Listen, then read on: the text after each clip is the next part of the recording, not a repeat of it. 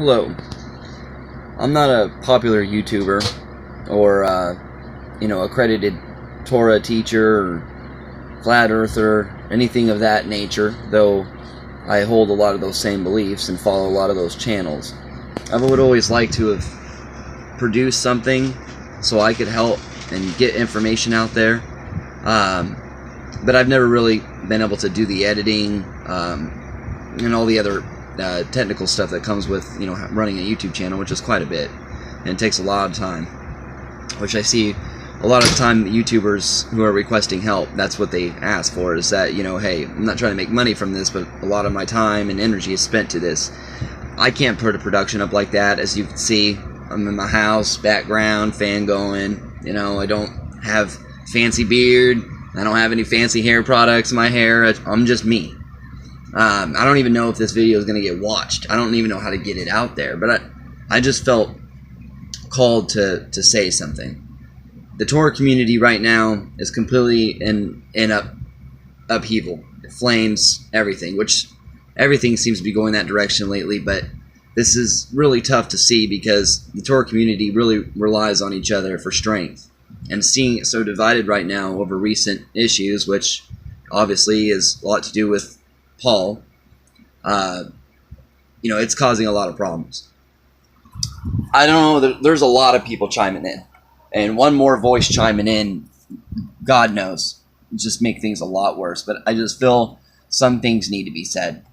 The first is the most obvious, is Christian Truthers, their YouTube channel, posted some very, very strong evidences and interesting angles that I don't believe we've really considered before. And I could tell right off the bat that a lot of time and energy and research was put into Justin Best's video on 50 Reasons to Never Quote Paul, I believe is what exactly it was called. Forgive me if it's not exactly what it was, but I watched it, and there's I was never anti or pro Paul, as seen everyone's in that kind of camp lately, but I was never either or. I accepted him for being in the canon and saying a lot of cool stuff. But the things that Justin brought up, you just can't wipe that and shrug that off. And I know that first thing when I heard it too was like, come on, man, Paul's our man, Paul's the guy. And Justin had a video of where he made a video about how, hey, no, we're looking at Galatians the wrong way. And he tried defending Paul for the longest time too. But I think along the way, he was honest enough with his feelings and with the direction from the Holy Spirit that he was like, wait, something's not right here. And there's this Paul cult in Christianity. And a lot of as far as the Torah community comes, a lot of the ways we were, led astray came from the misinterpreting of Galatians, which I now is pretty much being, said that Galatians was, trying to take us from the law, that it wasn't misunderstood, that's what it was there for. Once again, I don't have enough expertise to slice that or split those hairs, nor do I want to, except on my own time for my own self. I'm not going to do that for other people. If you constantly say I'm humble or something of that nature, it comes to doubt. Is that person truly humble? They keep saying how humble they are. Look at me. That's all I ask. Look at me. You can tell by the way I talk, the way I look. I'm not a hot shot. I don't want to look like a hot shot. I do have a good head on my shoulders, and I try to think logically and reasonably, and more so question if truth or something that doesn't necessarily sound better, but makes more sense. I will investigate in that, and I will suspend my beliefs until, I can either prove that whatever, came up was false or that it was true. And I follow that. And I just wanted to post some kind of video out there for the Torah world to say, hey, a lot of legitimate questions were raised. First of all, is Paul what your entire faith is based off of? Seriously? Because if it is, he's already led you astray. Okay? Paul did say, follow my teachings. I have a gospel. I have, a lot of those things were made. So he drew a lot of attention to himself and his own teachings. Also, like, Justin, pointed out with saying he was appointed to be the speaker to the Gentiles. Well, who knows of that appointment except him on that road? You know, just like Joseph Smith. Who really knows if that angel came down and handed him those tablets except Joseph? We don't trust, most of us Torah people don't trust that.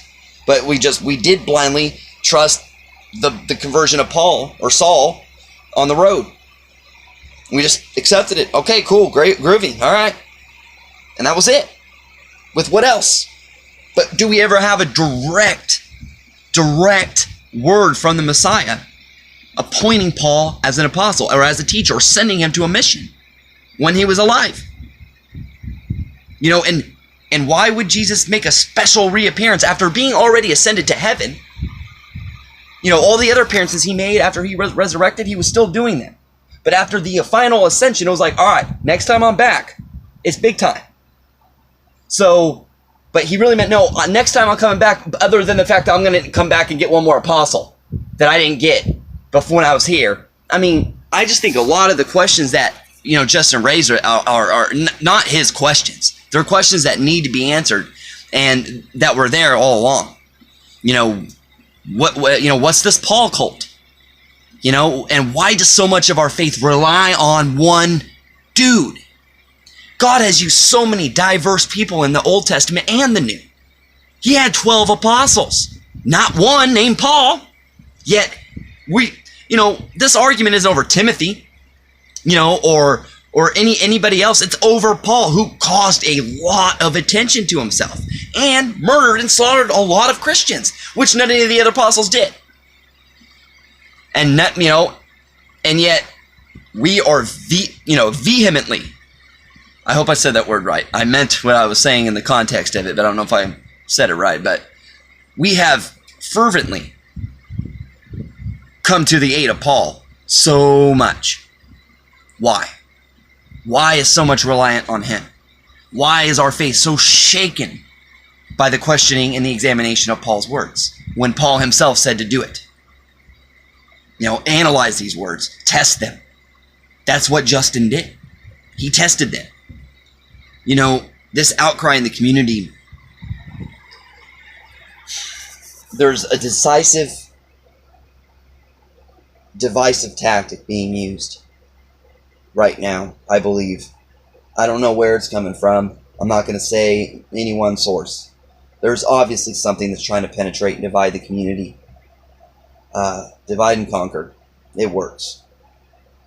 Especially in faith. And I think that's what's going on right now. Really, I don't know what this video is. And like I said, it won't even probably get out there. But I felt that something needed to be said in the ways of we need to really, really stick together in the truth community. And a lot of the reasons is because we're so vulnerable to wild-haired theories. You know, one theory gets thrown in there. You know, truth is truth, always. But in the conspiratorial truth community, everything's a possibility. But if everything's a possibility, everything's chaos. Nothing makes sense. That's not what truth is. Truth isn't chaotic. It's simple. Hard to swallow, but simple. The community right now is completely riddled with wild-haired theories, people interpreting scriptures. I mean, I think denominations are being born overnight lately. I mean, everybody's got a weird belief, like a weird belief that throws. And I don't think we should put too much grain or too much weight into any one thing, but it all should work together cohesively. Flat Earth did that. It didn't completely divide the community except for the people who just refused to see what was there. And it could very well end up being that way with this Paul thing. There's a lot of personal feelings out there. And I think the quest for truth is one we should do together, and I think we should do it egolessly. You know, cognitive dissonance is a strong feeling. Even understanding what it is and how it works, it's still going to get to you. It's a natural brain behavior that happens when you're trying to defend something that your brain, your perception of reality is really rooted in. You need to defend it. You need to defend it. And too much of that I think is noising and mudding up the stage for truth to be heard. Too much of that just noise. We need to be quiet. Justin Best, he did his research, he posted it out there, and now the community is up in fire. That's a natural response. I just wanted to put one voice out in the wild there, just saying, guys, we got to figure this out together. We're not going to get to heaven by having our own Bible study groups and our own groups of people, having a different belief. Well, there's the Torah, but they're anti-Paul. There's the Torah community, but they're pro-Paul. There's the Torah community, but they're not flat earthers. There's the.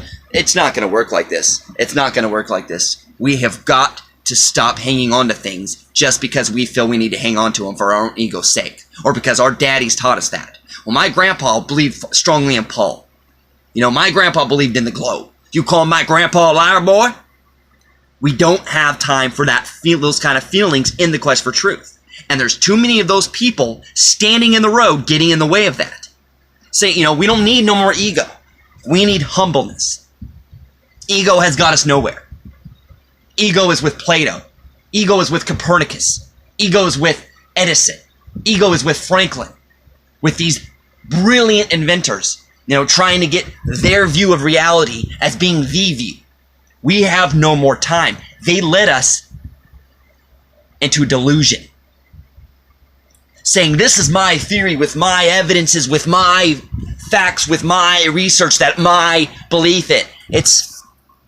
We gotta let go the second it stops looking true. The second that something comes up fishy, we need to analyze it to its nth degree and either say, hey, no, this was, that accusation was false. Look at this. This supports that. Because truth will always be supported in all sides of the board. Not just one angle. You can have a cardboard cutout positioned from a certain angle to make it look like a real person standing there. Look at it from another angle. You'll see the stand. You'll see the blank cardboard. You'll see it's a cardboard standout. Same thing with false theories. They need to be examined by all angles, all directions. And if the theory holds up to be true, it will be true from all angles. Hey, that's a person. Whether you're standing from an angle or behind, you could tell that is a human being. But a cardboard cutout, look at it the wrong way, and it becomes fake.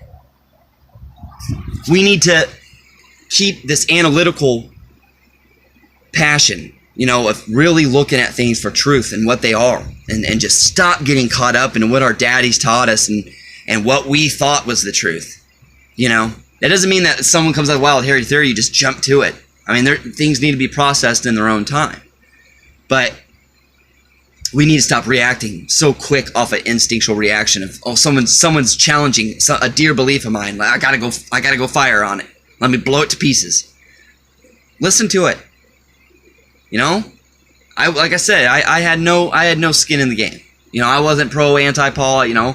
I took the whole thing. Job means just as much to me as Paul did. Now after analyzing it, it's not holding up. I don't see that happening with Job. If someone shows me where Job's word isn't holding up, which he never commanded things, and that's something Paul taught. Paul taught things. It's important we analyze what it was he was teaching. Jesus didn't do that alive. Yeshua, Jesus, like I said, I'm new to the YouTube video thing, so I'm not trying to, don't take any one word I say too far. But, Yeshua, Jesus, he picked the 12 apostles by hand when he was alive. And I'm sure his father, primarily picked them for a reason. We didn't see that with Paul. We see a weird supernatural occurrence, very similar to Joseph Smith. And most of us had the know-how to question the Joseph Smith story or any story where someone communicates with some divine being with some new message, and we do have the words of Yeshua that are clear, right for us to see. And I think we just need to look at those facts. We need to keep our ego out of this. There's so many camps now. So many. Whereas once, we were kind of the Torah community, flat earther Torah community, and we are becoming a whole batch of crazy cults now. We don't want to become a personality cult. We don't want to become, where it says in the Bible they will handle snakes, and there's a whole cult in the South that goes to church and handles rattlesnakes. I mean, we can't take one thing and just boom, go off on it. We got to keep level-headed. Passion, human heart is flawed. We need to keep with our God-given reason and our humbleness. More importantly than anything, our humbleness. I don't need to point out, things that to make my word more credible. In fact, it's better off if it's taken or left. Most people won't even view this video. I hope that if it does have anything good in it, I don't know if it does. It's probably just a video of ranting. I hope that it does some good. And if it does, it was not because of me. I just felt what I needed to do was put my heart out and my thoughts on it. And if it's heard, so be it. If it's not, so be it. But I truly care for the community out there. I want to be a part of it and help. I don't know how. And maybe this is me trying. But I hope that it goes to the right eyes and the right ears. And what it needs to, I pray that it does. And I hope that we can pray strongly to be humbled and to be meek in our search for truth. And not to get off on ourselves. Now, there's plenty of people like that out in the world. There's plenty of preachers like that. And they're not doing anything. They got big churches. They got big offices. They got big cars and big planes. It doesn't matter how prestigious you are, how many followers you have. I got none. And if the Lord so decided to do anything through me, he could work wonders just through, and he would. Not because I think I'm humble, but he is going to work through people like me. Like Gideon. People you would never think he'd work through. So hopefully what I've said today can be of help to someone, and primarily let it be good for good work for the Lord. Bye, guys.